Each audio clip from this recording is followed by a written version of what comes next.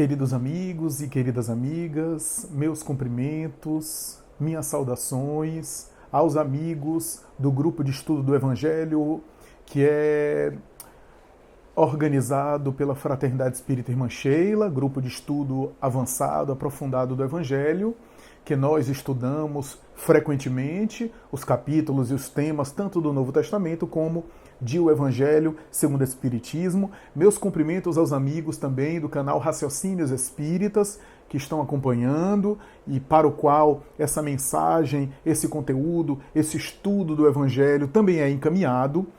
O tema de hoje do nosso estudo do Evangelho, e aqui eu também faço a menção aos membros do nosso estudo, né, aos que fazem parte mais diretamente do trabalho desse estudo, né, fazendo aí meus cumprimentos a eles, né, portanto, me dirigindo também especialmente a eles que estão acompanhando de maneira mais direta, né, estão acompanhando inclusive esse vídeo de uma forma ao vivo, né, presente, né, em que pese o vídeo vai ficar aí gravado para futuramente outras pessoas assistirem.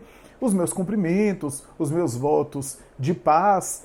Quero dizer que no dia de hoje iremos estudar mais um tema do capítulo 28 de O Evangelho segundo o Espiritismo. Hoje nós iremos examinar mais uma prece que se encontra nesse capítulo 28, afinal, capítulo 28, preces espíritas, o que significa dizer preces ditadas pelos espíritos, e no dia de hoje iremos examinar o item aqui 67 e 68, que faz parte do tema Prece por um inimigo que morreu. Vamos ler o texto primeiro, né? Prefácio. A caridade para com os nossos inimigos deve acompanhá-los ao além-túmulo. Precisamos ponderar que o mal que eles nos fizeram foi para nós uma prova, que deve ter tido a sua utilidade para o nosso adiantamento, se a soubemos aproveitar. Pode ter-nos sido até mais proveitosa do que as aflições puramente materiais, pois a coragem e a resignação permite-nos juntar à caridade e o esquecimento das ofensas. Vê capítulo 10, item 6, capítulo 12, itens 5 e 6. Prece. Senhor, foi do teu agrado chamar antes de mim a alma de... um nome qualquer, né? Perdoe-lhe o mal que me fez e suas más intenções a meu respeito. Possa ele ter pesar disso agora que já não alimenta as ilusões deste mundo. Que a tua misericórdia, meu Deus, desça sobre ele e afaste de mim a ideia de me alegrar com a sua morte. Se cometi faltas para com ele, que me perdoe por isso, assim como esqueço as que cometeu para comigo. O mandamento amar aos inimigos está presente no Evangelho como sendo excepcionalmente original. E o que é que eu estou dizendo com isso? Eu estou me referindo que amar aos inimigos é uma proposta, é um desafio, é um convite, é um apelo que só está presente no Novo Testamento. Em nenhuma outra tradição religiosa, em nenhuma outra proposta espiritual ou filosófica, a gente tem um convite tão desafiante, tão desafiador como o tema do amor aos inimigos. É no tema do amor aos inimigos que Jesus diferencia a sua mensagem de outras mensagens. Melhor dizendo, não é que as outras mensagens sejam totalmente diferentes da proposta de Jesus. A gente tem nos vários segmentos religiosos, nas várias tradições espirituais, a compaixão, a misericórdia, o perdão, o bem, a benevolência, a ação do bem, a reforma moral. Se a gente for recolher nas páginas de Krishna, de Buda, de Sócrates e de Platão, de Lao Tse e de Confúcio, dos grandes rishis da Índia, dos grandes avatares do Egito, nós veremos propostas semelhantes ou propostas que se conectam, verdades espirituais que Jesus também ensinou e que está presente inclusive antes dele. Afinal, o próprio Moisés, antes do Cristo, falava do amor ao próximo, falava do cuidado com os pais, da benevolência para com a família, da responsabilidade moral, do dever moral. Sócrates fala sobre o dever moral, a educação moral. Krishna fala sobre a autoiluminação, a reforma interior. Buda fala sobre compaixão, portanto, misericórdia, perdão e assim por diante. Então, as grandes verdades espirituais que Cristo ensinou está presente em outras propostas, em outras tradições, e nós espíritas sabemos disso e ainda sabemos, segundo o espírito Emmanuel, que esses espíritos, esses seres, esses religiosos, esses grandes fundadores de religião, esses homens e mulheres, filósofos, pensadores, que transmitiram esses ensinamentos, todos eles eram missionários enviados por Jesus, eram embaixadores do próprio Cristo, eram, portanto, funcionários, entre aspas, de Jesus, porque ele é o ápice, né? Então, eles vieram alguns antes para ensinar verdades espirituais que Jesus repetiu, que Jesus ensinou. Mas se há um elemento que diferencia, ou melhor dizendo, que completa, porque ele não veio destruir a lei, como ele diz, ele veio completar, ele veio complementar, ele veio cumprir no sentido de complementar, né, de dar cumprimento, mas também de complementar, de desenvolver. Se há um elemento da doutrina de Jesus que ele complementa, que ele agrega, que ele adiciona, que ele acrescenta e que ao mesmo tempo é original, é única, é diferenciada na proposta de Jesus, é o amor aos inimigos. Em nenhuma outra tradição religiosa antiga nós veremos um convite tão forte como esse, o amor aos inimigos. E é a partir do amor aos inimigos que Jesus define uma velha questão judaica, uma velha discussão religiosa e filosófica do mundo judeu, do mundo antigo, da tradição semita, da tradição, portanto, hebraica, que era a seguinte pergunta: quem é o meu próximo? Por que essa pergunta é tão importante? E essa pergunta sintetiza mais de 500 anos de interpretação bíblica da Bíblia hebraica, tá? Do Antigo Testamento. Por que essa questão é tão importante? Aliás, questão que o próprio doutor da lei perguntou a Jesus: quem é meu próximo? E Jesus contou a parábola do bom samaritano. Quem é meu próximo? Essa é uma pergunta super importante que aparece costumeiramente. Né? Por quê? Porque o mandamento amar ao próximo como a si mesmo não é original e exclusivo de Jesus. Na verdade, quando Jesus cita amar a Deus acima de todas as coisas, primeiro mandamento de Moisés, e amar ao próximo como a si mesmo, que está em Levítico e, se não me engano, se não me falha a memória, em Êxodo também, ama ao teu próximo como a ti mesmo, ele está repetindo mandamentos da lei antiga, mandamentos mosaicos, mandamentos tradicionais do povo hebreu. O amor ao próximo como a si mesmo está presente na cultura hebraica. Só que aí a questão é: quem é meu próximo? E os estudiosos, os intelectuais, os grandes rabinos, né, de Elias a Malaquias, de Hilel a Shammai, discutiam quem era esse próximo. E a corrente maioritária, a corrente predominante da tradição hebraica dizia que o próximo são os da família, tá?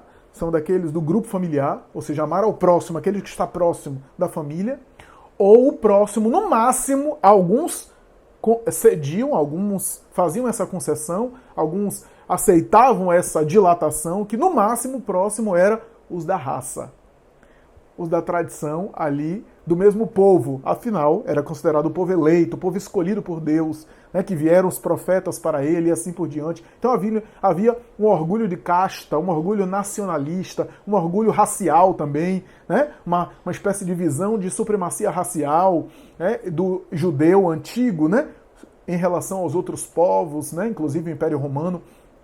Então havia essa mentalidade, havia essa visão, e o próximo era, no máximo, aqueles da mesma tradição religiosa, aqueles do mesmo povo, aqueles que confabulavam, que se afinizavam, que aderiam à mesma proposta cultural e filosófica, né? Então, essa era a predominância, essa era a visão que predominava no mundo antigo, no mundo hebreu, inclusive na época de Jesus. Essa é a ideia. Tanto é que os rabinos diziam, isso não está escrito em lugar nenhum, por isso que Jesus falou: ouvistes o que foi dito, e não lestes, porque não está na Bíblia isso. Ele falou ouviste por quê? Porque era a tradição oral. A tradição oral era o seguinte, o texto é aquele, qual é a interpretação daquele texto? E havia várias interpretações. E a interpretação do ama a teu próximo como a ti mesmo é o seguinte, goste do judeu, que é teu irmão, ou da tua família, que você deve preservar, mas despreza o gentil, que não é filho de Deus. Odeia o estrangeiro, que é pecador. Aborrece o teu inimigo, que é o estrangeiro, o gentil, aqueles que não fazem parte das suas referências, aqueles que estão para além de você, aqueles que estão para além da sua tradição e assim por diante. Então, quando Jesus fala, ouvistes o que foi dito, ama teu próximo e aborrece o teu inimigo. Os antigos diziam, ama teu próximo e odeia o teu inimigo. Eu, porém, vos digo, amai os vossos inimigos, fazei o bem àqueles que vos perseguem e vos caluniam. Orai por aqueles que vos desejam mal, a fim de receber a recompensa do Pai que está nos céus. Porque se amardes apenas aqueles que vos amam, qual a vossa recompensa? Os publicanos, os fariseus e as pessoas de má vida também fazem a mesma coisa que você. E se doardes apenas àqueles de quem esperar e receber de volta emprestado, qual a vossa recompensa? As pessoas de má vida também se trocam, também compartilham coisas entre si. Quanto a vós, amai os vossos inimigos. Fazei o bem por aqueles que querem mal e orai por aqueles que vos perseguem e vos caluniam. Olha só. Para ser de perfeitos, como perfeito é o vosso Pai Celestial, que faz nascer o sol sobre os bons e os ruins, os maus, e faz chover sobre os justos e os injustos. Olha só que texto bonito que está presente, inclusive, no Sermão da Montanha, né? Capítulo 5 do Evangelho de Mateus. Né? Então, esse ensinamento de Jesus é original. Isso daí não tinha na cultura. Ele estava explicando, através do amor aos inimigos, o que é que ele considerava o próximo. O próximo eram todas as pessoas. E como é que ele universaliza o próximo? Como é que ele ensina que o próximo é qualquer criatura humana, ensinando o amor aos inimigos? Quando ele ensina o amar aos inimigos, ele está ensinando que o amor ao próximo é qualquer um, inclusive, indistintamente, inclusive para com aquele que se faz inimigo nosso, para com aquele que nos quer mal, para com aquele que antipatiza conosco, ou para aquele com quem a gente tem dificuldade de relacionamento, porque a gente só fala da pessoa que nos quer mal, da pessoa que não gosta de nós, e às vezes nós é que não gostamos de alguém.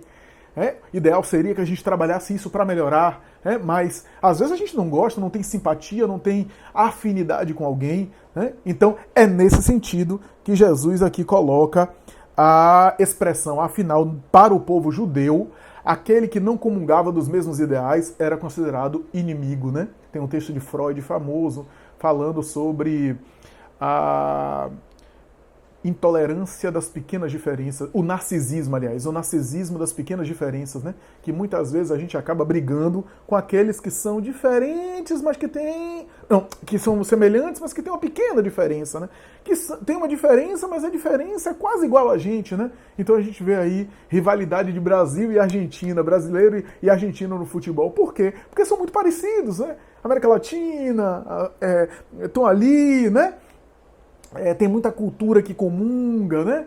E assim por diante. E a gente vê também judeus e não judeus na época, né? Então é o narcisismo das pequenas diferenças. Você não é totalmente estranho a mim, não é totalmente diferente de mim, a ponto de eu não me incomodar com você, porque se você for muito diferente de mim, for muito estranho a mim, eu não vou me incomodar com você, eu não vou... Aquilo não vai me agredir, não vai me afetar. Mas quando você partilha de quase as mesmas coisas de mim, comigo, só que é diferente em um aspecto lá, em alguns detalhes você se diferencia de mim, aí eu me sinto ameaçado, eu me sinto agredido, eu me sinto egoicamente ferido. E isso Freud tem um texto famoso que ele escreve sobre isso, e a literatura psicanalítica sobre isso, né, que as grandes intolerâncias são intolerâncias não para estranhos do ponto de vista dos elementos simbólicos e culturais com os quais a gente se relaciona, mas são muitas vezes elementos que são parecidos conosco, mas que tem alguma diferença que nos incomoda. Né? Então, por isso que é o narcisismo das pequenas diferenças. Por quê? Porque o narciso acha feio aquele que não é espelho, como diz o poeta popular, né? Como cantava na música Sampa, né, Caetano Veloso. Então, por que o Narciso acha feio que não é espelho? E por que esse narcisismo das pequenas diferenças? Porque aquele que é muito igual a mim, eu me incomodo de ser um pouquinho diferente de mim, porque o meu Narciso não quer olhar para a diferença dele.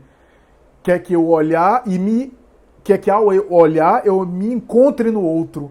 Quer que o outro reflita o que é espelho meu. Né? Então, é mais ou menos essa ideia aqui no texto freudiano, etc. E por isso, muitas vezes, o não-judeu, que às vezes tinha cultura semítica, que falava o aramaico, que às vezes comungava também do hebraico, cuja raiz linguística e cultural era a mesma, mas que tinha diferença, no caso dos judeus samaritanos, às vezes até judeus e fenícios, era considerado muitas vezes inimigo. Né?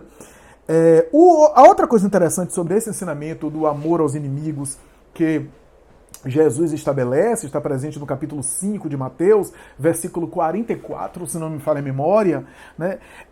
Uma nota curiosa aqui é que o Espírito Emmanuel, que se notabilizou pela psicografia de Chico Xavier, entre outras coisas, por escrever comentários de versículos do Evangelho, né? Há livros que só são de comentários de versículos isolados do Evangelho. Alguns são famosos, Ceifa de Luz, Vinha de Luz, Pão Nosso, Caminho, Verdade e Vida, Fonte Viva, e tantos outros, que ele escreve comentários pequenos, textos, na verdade, mensagens, em cima de versículos pequenos, de frases pequenas do Evangelho, versículo por versículo, ele analisa, ele faz comentários sobre esses versículos. Né? E nas obras, Palavras de Vida Eterna, tantas outras que ele faz esse tipo de coisa. Né? Ele recorta um versículo do Novo Testamento, uma fala de Jesus e faz um comentário, faz uma mensagem, um comentário, uma reflexão em cima daquele versículo. Emmanuel se notabilizou muito por isso, né? De todos os versículos do Novo Testamento, de todas as passagens do Novo Testamento que a gente tem, aquele versículo que recebeu a maior quantidade de comentários de Emmanuel, tem um estudioso que inclusive organizou isso, Saulo Ribeiro, né?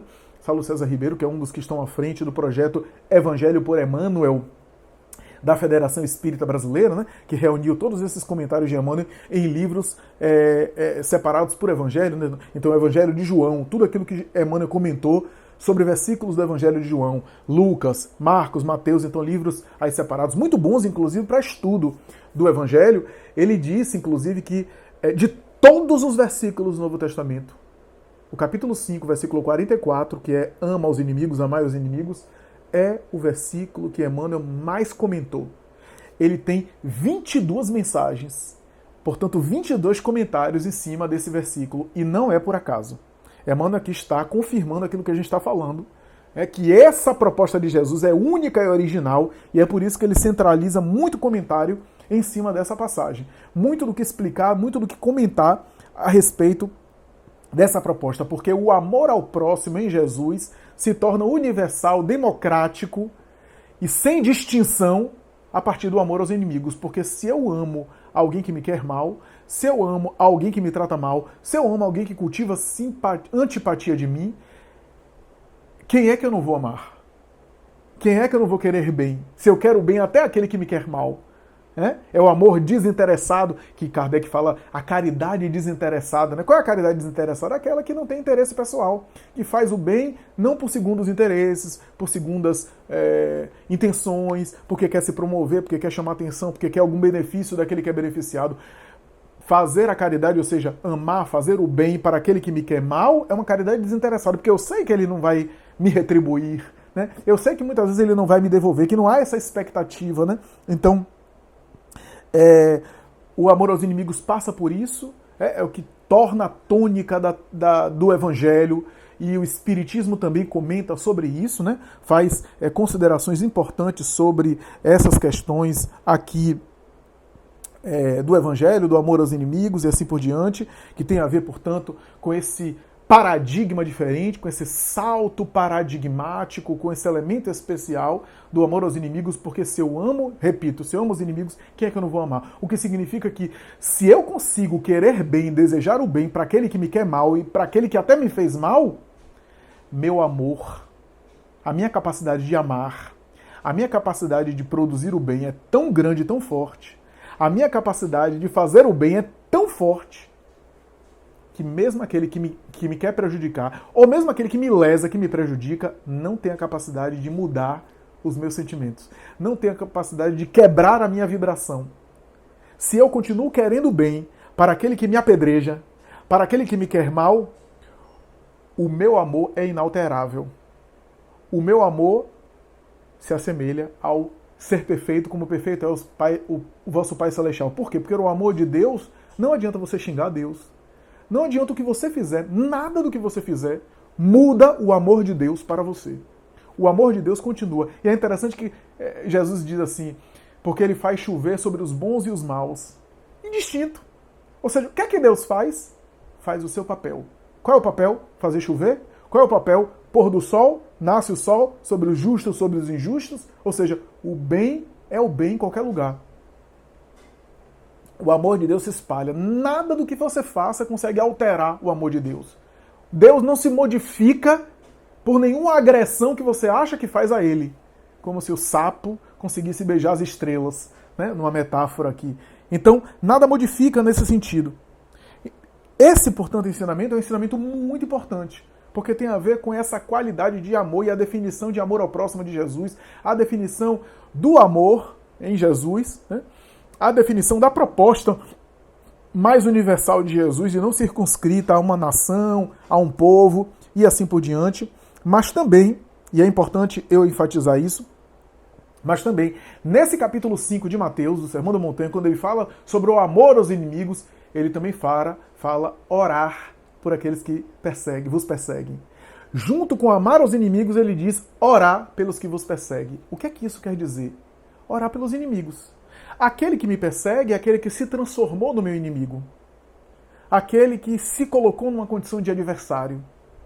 Orar pelos que nos perseguem é o complemento do amar aos inimigos.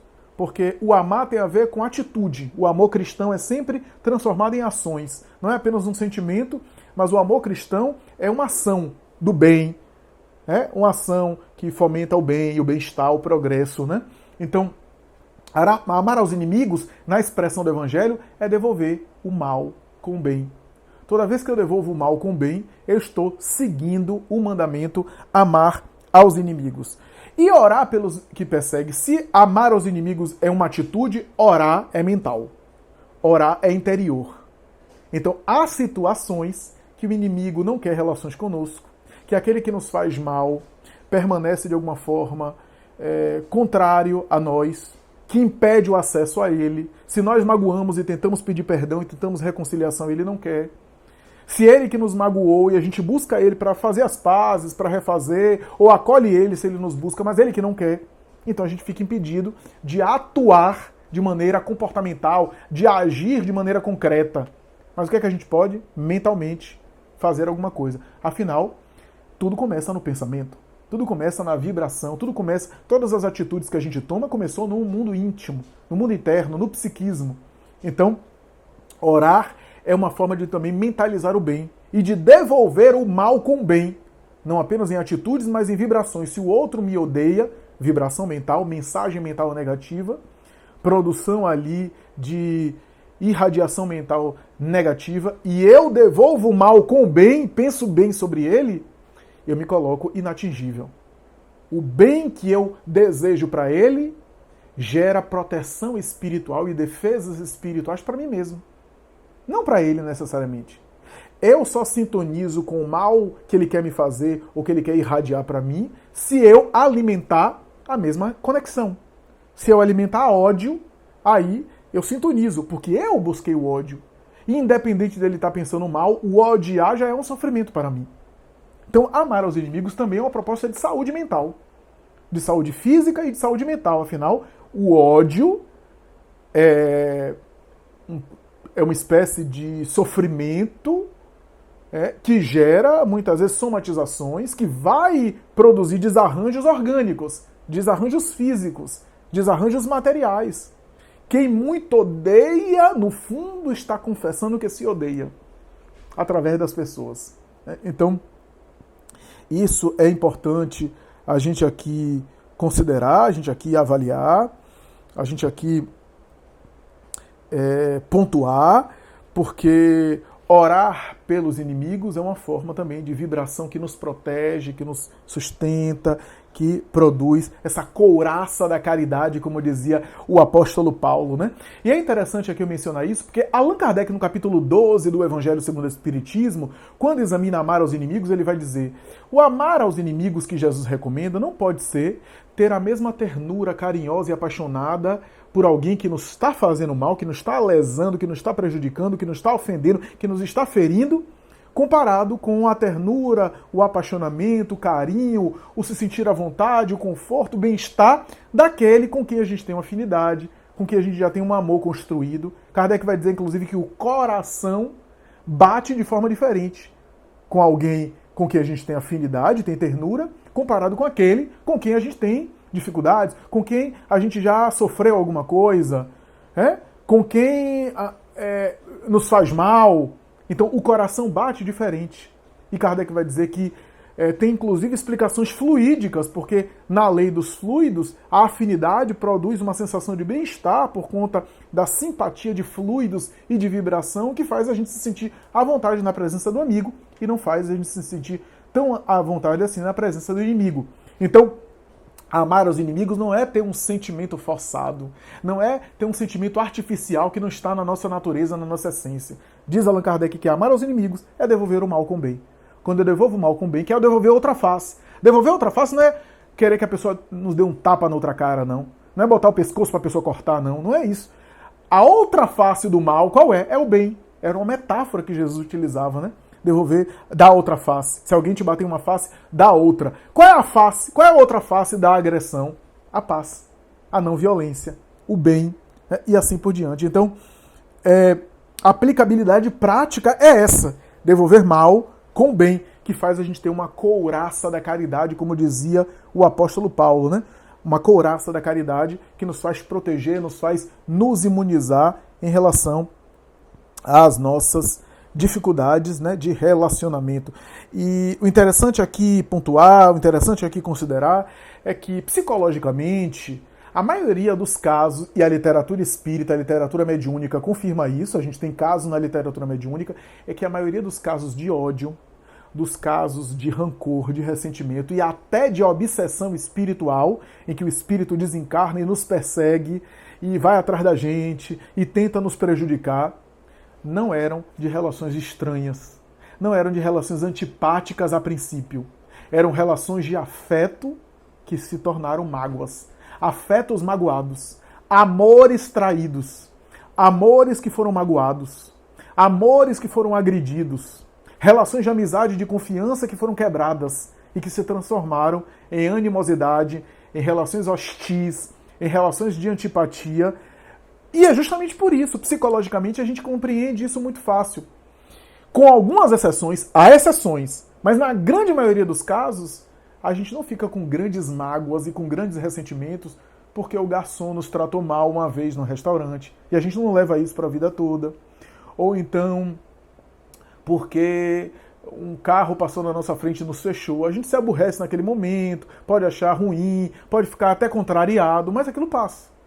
Por quê? Porque com esses estranhos, com essas pessoas que são estranhas afetivamente a nós, cujo laço social é mais distante, a nossa interação com elas também é uma interação que a gente não valoriza. Primeiro que a gente não tem grandes expectativas nela, e portanto não se frustra, não tem decepção, a gente não deposita grandes expectativas de elas se comportar bem com a gente não espera tanta coisa delas, a expectativa é causa de muito sofrimento, né?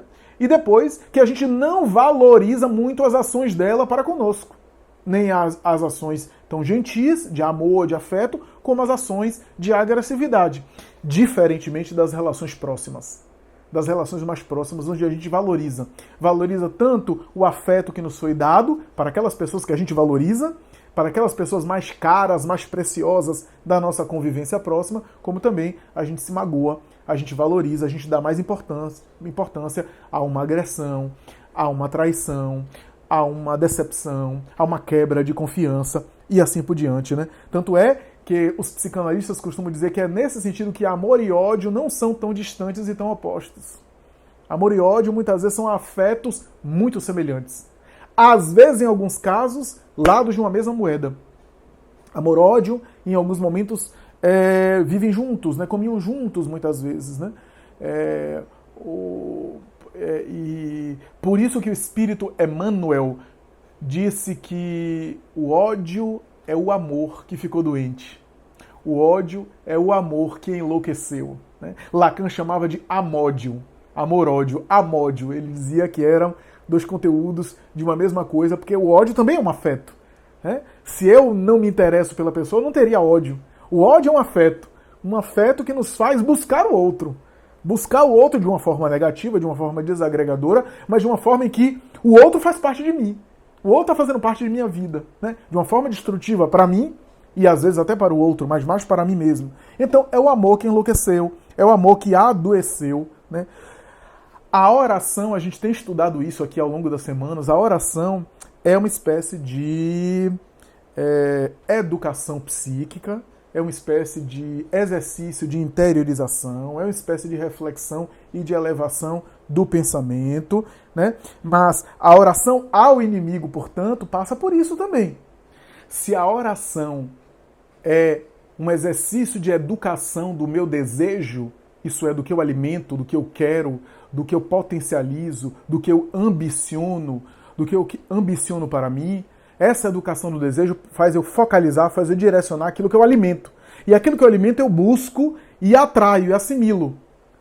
Assimilo de maneira muito intensa. Daí Emmanuel vai dizer que quase sempre aqueles que são censores e fiscais da moral do outro, aqueles que ficam fiscalizando a moral alheia e que censuram as falhas do outro, quase sempre essas pessoas, por sintonizarem muito nessas imperfeições, acabam caindo justamente nos erros que condenam.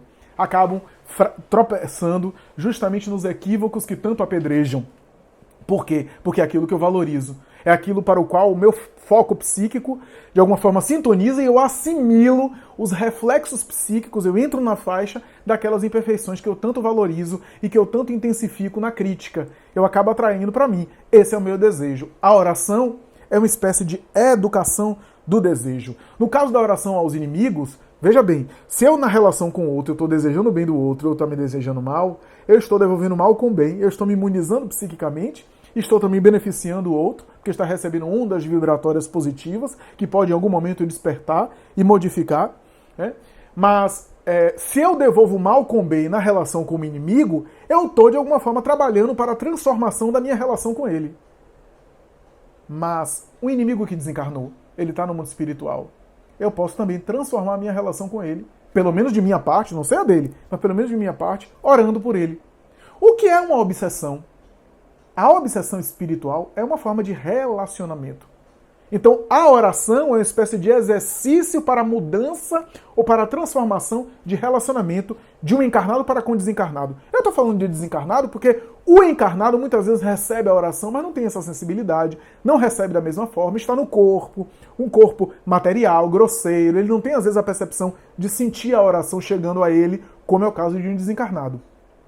Fora do corpo, desprovido do casulo material, ele sente mais, ele é mais sensível, ele é mais influenciado pelas vibrações que lhe são dirigidas. Tanto vibrações de ódio, no caso de um espírito inferior, a de ódio também afeta, como as vibrações positivas. Então, a oração por esse espírito que desencarnou, por esse sujeito que desencarnou e que era o nosso inimigo, é uma espécie de tentativa de mudança da relação, de transformação do relacionamento. Mesmo que nós nos transformemos e que ele não se modifique. Mas se eu me transformo, a relação que eu estabeleço com alguém também se transforma. Já notou isso até no mundo? No mundo prático, no mundo real, no mundo encarnado, quantas vezes quando você muda, o relacionamento muda, mesmo quando o outro não muda. Porque quando uma das duas pessoas mudam, já dizia Carl Gustavo Jung, uma das duas pessoas mudam, é como uma substância química que se modifica em contato com outra substância química. Todo o processo químico se modifica, de alguma forma. Mesmo, repito, mesmo que o outro não se modifique. Daí, as brigas, que às vezes são ditas como incompatibilidade de gênio, às vezes não, às vezes é compatibilidade de gênio. Se dois estão brigando, é por compatibilidade. É porque, de alguma forma, há uma ressonância, uma retroalimentação. Como dizia o velho ditado, né? Quando um não quer, dois não brigam, né? Porque não há retroalimentação, né? O outro vai brigar sozinho. O outro vai ficar discutindo sozinho. Tá aí a intimidade da briga, né? Porque a gente também briga, a gente também dá intimidade, a gente também briga, a gente também discute com quem a gente tem intimidade. A briga é uma espécie de intimidade, né? Eu me lembro de alguém que me falou isso, né? Eu não permito brigar com todo mundo, né? Ela dizia até assim, de maneira jocosa, né? Uma amiga. Eu não permito brigar com quem eu não durmo, né? Porque a briga é uma intimidade, né? Brigar com os outros é também dar uma intimidade, né? Então, isso é super interessante. E a oração ao inimigo é uma espécie de tentativa de mudar o relacionamento, pelo menos de uma das partes, né? E ao mudar, de alguma forma a interação é diferente, o outro também vai interagir conosco de maneira diferente. Em boa parte dos casos de obsessão, se o sujeito modificasse na oração, inclusive na oração para com aquele que desencarnou, o processo seria totalmente diferente de interferência espiritual, de assédio espiritual. Muitas vezes essa forma de se dirigir ao espírito que desencarnou, etc., evita obsessões e até altera o processo obsessivo, né? Então, isso é super interessante. É claro que não é de uma hora para outra, é claro que há processos obsessivos muito contundentes, processos obsessivos muito fortes, muito intensificados, que não serão modificados de um dia para a noite, às vezes levam anos, mas que o sujeito já poderia ver o efeito, né? Já poderia se sentir melhor nessa alteração psíquica, nessa mudança de comportamento e assim por diante, né? Então, a oração é uma espécie de educação do desejo, para onde o meu desejo vai, para onde o desejo alimenta. O próprio Kardec fala, Senhor, né, na prece, na verdade a prece dos espíritos, ele fala, Senhor, me ajuda a não alimentar a alegria e felicidade pela sua morte, pela morte do inimigo, né? Que eu não fique festejando, que eu não fique em contentamento porque o sujeito que era meu inimigo desencarnou. Que ele possa me perdoar se eu fiz algum mal a ele e que eu possa perdoá-lo e ele não conservar nenhum tipo de ressentimento ou de culpa pelo mal que me fez, né? Então, isso é super interessante, né? Porque a depender da educação que a gente faz do nosso desejo, a gente acaba, de alguma forma, usufruindo de mal ou de bem-estar, né? Joana de Ângeles tem uma mensagem que ela vai dizer assim: ter inimigo é perfeitamente natural. Todo mundo tem inimigo. Ter inimigo você não controla. Até Jesus tinha inimigos. Alguns se fizeram seus inimigos. Mas o importante é você não ser inimigo de ninguém. Você ter pessoas que são inimigas suas é uma coisa, mas você não ser inimigo de ninguém. Você não se tornar adversário de ninguém. Isso é super interessante, né? A colocação que Joana faz, porque tem tudo a ver com a prece. O que é a prece, senão também uma tentativa de modificar de vida a partir do pensamento? Já que tudo começa na ideia, tudo começa no pensamento, todos os meus comportamentos em algum momento passaram pela minha cabeça, passaram pelos meus pensamentos, passaram pelo meu mundo interior. É necessário, portanto, na oração, uma espécie de exercício de canalização da vontade. Exercício de canalização da vontade para que eu possa colocar em prática aquilo que eu alimento na oração. Porque não tenha dúvidas, a maioria das coisas que a gente coloca em prática, que a gente concretiza, são coisas que a gente vinha alimentando no mundo íntimo. Que a gente via ali, alimentando. Ninguém comete uma agressividade de uma hora para outra, a não ser porque havia uma agressividade sendo alimentada. Ninguém comete um crime hediondo de uma noite para o dia. Muitas vezes aquilo estava sendo alimentado. Muitas vezes um suicídio, geralmente o suicídio, é algo que vem sendo alimentado durante muito tempo e redunda muitas vezes em um momento de desespero, onde a pessoa foge da vida física dessa forma. Então, a prece é uma espécie de educação da vontade. Educação daquilo que eu quero colocar em prática. Educação daquilo que eu quero irradiar e, portanto, ficar também. Por isso, a oração aos inimigos, a oração por aquele que desencarnou e é inimigo. Destaque aqui para uma coisa importante. Allan Kardec vai dizer que um dos maiores sofrimentos que o espírito vivencia fora do corpo é reencontrar a sua vítima, aquele que ele fez mal na terra, e encará-lo de frente. Esse é um dos maiores sofrimentos do espírito, porque quando ele vê aquele a quem magoou, fora do corpo, onde não tem um monte de coisa que a gente abafa, que a gente nega, fora do corpo, ele entra em uma perturbação, ele fica com muito desconforto, com muito mal-estar na presença daquele a quem ele magoou, na presença daquele a quem ele fez mal, né?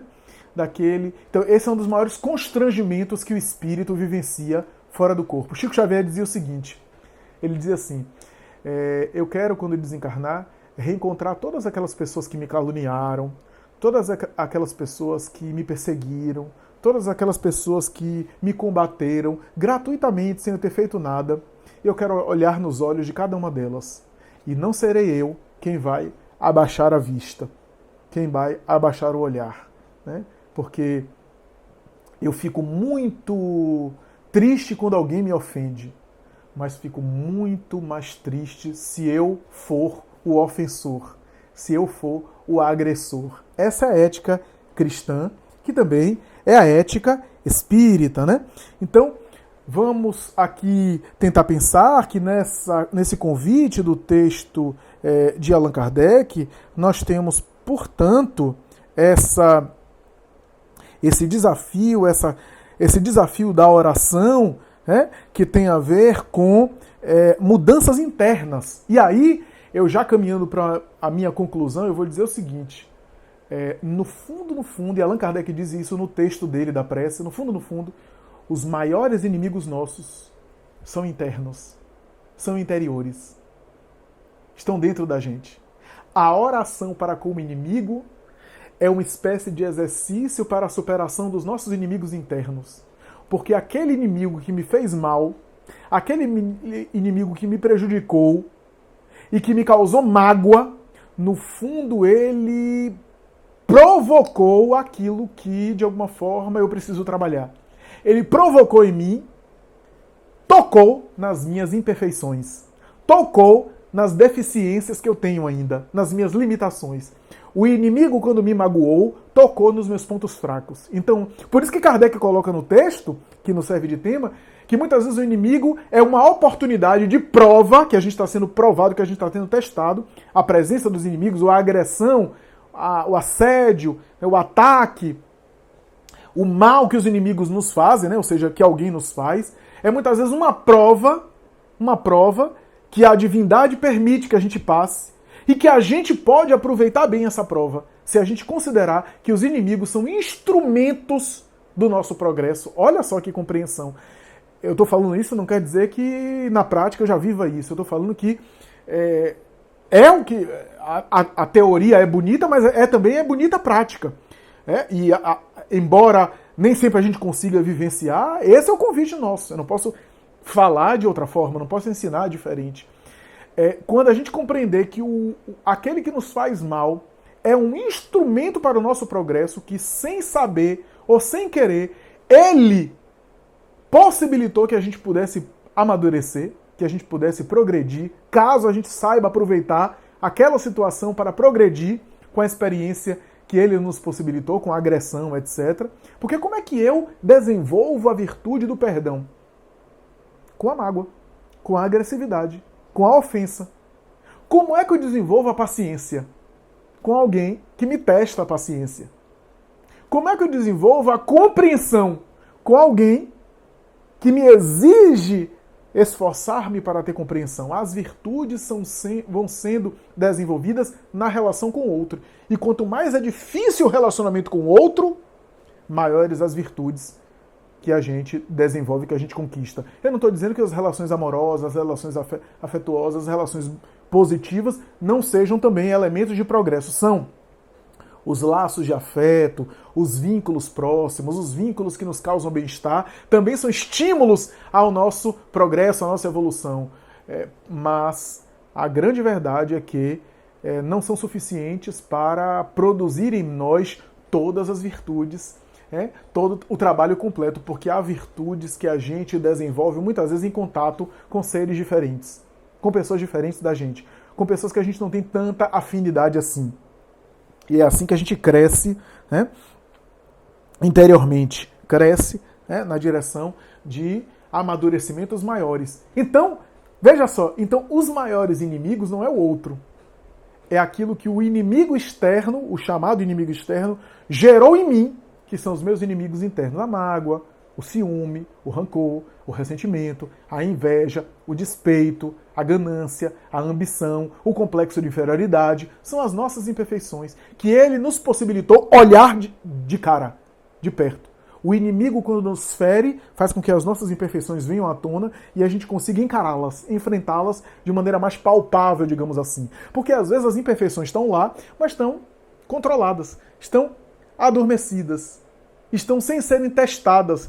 Então, aí a gente tem a falsa ideia, a ilusão, a ideia ilusória de que a gente já não tem aquele problema, de que a gente não tem aquela limitação, e às vezes a gente tem.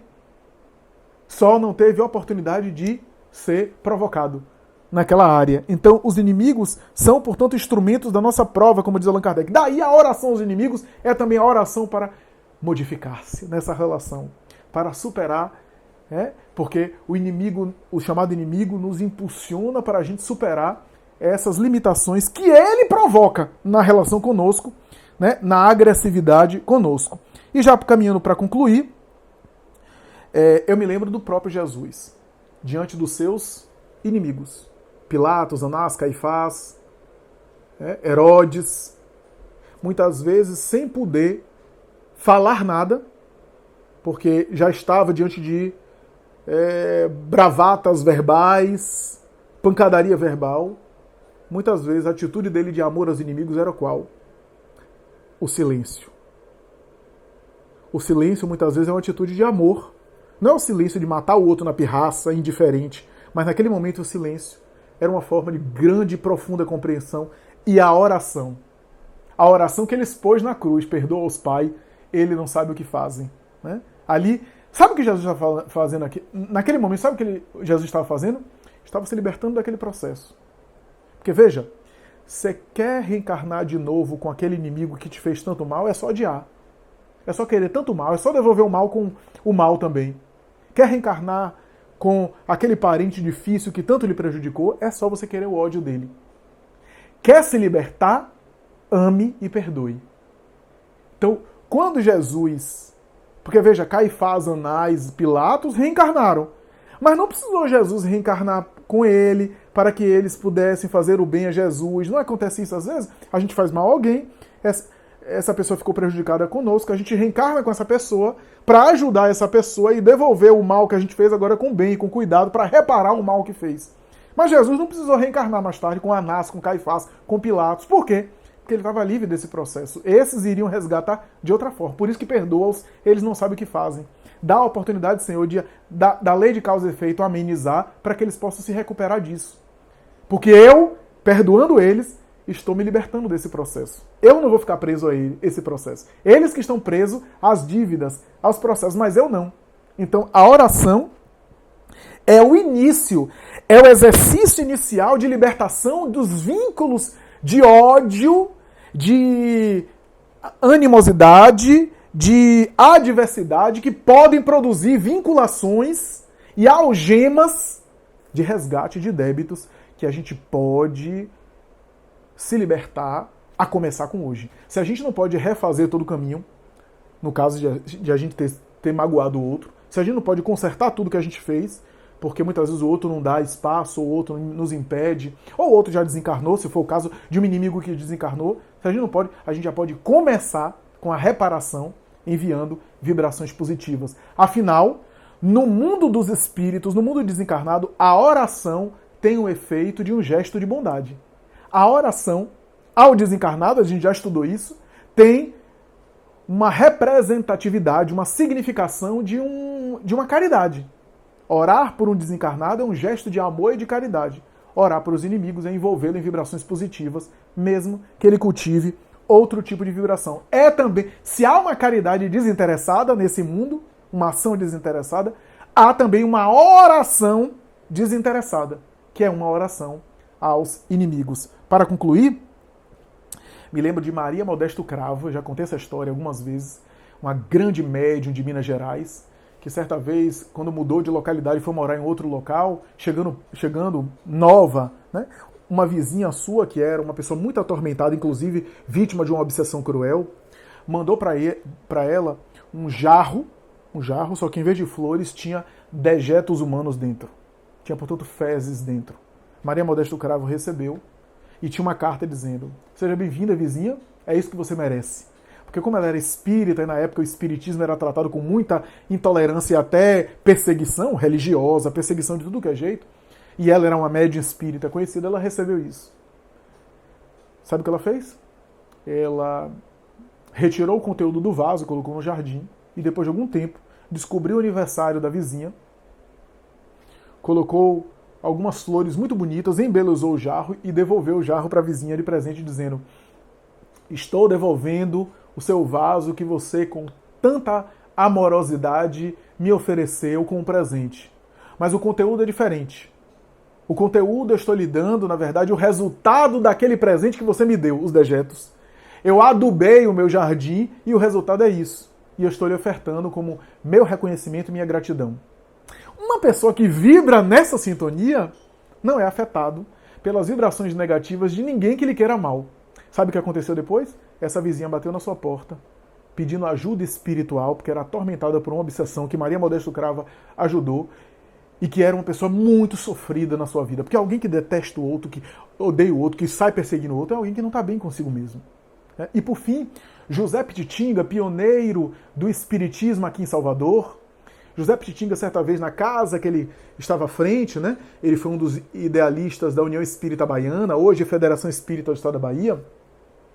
José Pititinga, então, recebe um sujeito que senta ali, né, na palestra dele, ele levanta, faz a palestra, e quando está acabando a palestra, o sujeito levanta-se, tomado por uma entidade espiritual perturbadora, se levanta, interrompe a palestra, coloca o dedo na cara de Pititinga, começa a dizer um monte de desaforo, xingá-lo de tudo que é jeito, e dizer: quem é você? Que moral você tem para falar isso e aquilo aqui pra gente? Que moral você tem? Você não é nada. E começou a falar de defeitos de Pititinga, falar de coisas horríveis que ele fazia, que não era verdade, porque às vezes o espírito inferior, quando nos persegue, ele pode até nos desmascarar dizendo coisas que a gente faz no dia a dia, eles nos desmascaram mesmo.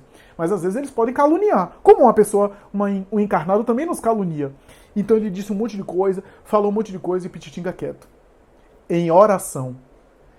Diz Filomeno de Miranda na obra Nos Bastidores da Obsessão que naquele momento a oração fez com que ele se sustentasse, porque o coração começou a bater forte, é natural, a reação do sistema nervoso não estava preparado para aquilo, começou a bater forte o coração, a reação natural de tentar se defender, tentar explicar, mas ele se segurou na oração, ele orava profundamente, orava de tal forma que forças espirituais o amparavam naquele momento de testemunho, de teste, que o envolveu, que o banhou, e que ao mesmo tempo acabou derramando sobre aquele sujeito. Então, Pititinga disse, quando o sujeito parou, vociferar, estava babando de tanto vociferar, ele disse: meu amigo, muito obrigado. Muito obrigado, porque eu sempre tive desejo de chegar aqui na casa do Senhor e apresentar as minhas imperfeições, mostrar o quanto eu sou insignificante. Mas eu tinha receio de usar a tribuna para falar de mim. Mas já que o irmão se adianta e fala isso, eu tenho que admitir que sim, reconhecer que sim, o irmão está certo, vocês vejam como eu sou isso, meus amigos. Mas também estou aqui me esforçando para sair disso. A diferença é que eu estou trabalhando para não ser mais assim. Diante dessa atitude, da oração dele ali em vibração, o espírito começou a tremer, por intermédio daquele médium atormentado, deseducado mediunicamente, começou a tremer e começou a dizer: me desculpe, eu estou caluniando você, nada disso do que eu estou falando é verdade. Se ajoelhou, o médium entrou em transe, pá, caiu. O espírito havia se liberado, havia sido encaminhado pelos benfeitores espirituais. Pititinga desceu, pegou o sujeito, botou na cadeira, ofereceu um copo de água. O médium acordou sem nenhum tipo de consciência daquele momento, porque era um médium também atormentado, deseducado, etc. Essa é a reação de vibração positiva, de amor a alguém que se tornou inimigo nosso e que houvera desencarnado. É isso, meus amigos. Espero que vocês tenham gostado e até a próxima, se Deus quiser. Muita paz a todos.